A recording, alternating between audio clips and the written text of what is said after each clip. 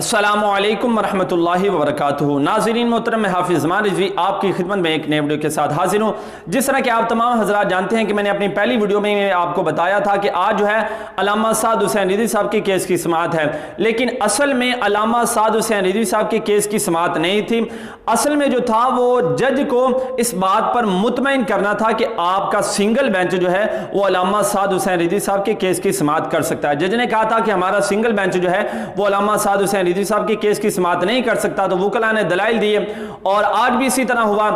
17 अगस्त की उन्होंने डेट दी थी, अब 17 अगस्त को भी बेंच लगा और जो फैसला हुआ है वो ये है कि हफ्ते वाले दिन फिर ये अदालत लगेगी और तहरीक लब्बैक पाकिस्तान के जो वकला हैं उनको जो नदीम तारक है उसने कहा है कि आप जो है वो रजिस्ट्रार ऑफिस में जवाब दर्ज करें, उसके बाद इंशाल्लाह फैसला होगा कि सिंगल बेंच जो है वो अल्लामा साद हुसैन रिज़वी साहब के केस की समाअत कर सकता है या नहीं। तो नाज़रीन मोहतरम, आपको बताता चला जाऊं, हुकूमत जो है ये बुकलाहट का शिकार होगी। इनको ये नहीं पता चल रहा कि हमने करना क्या है।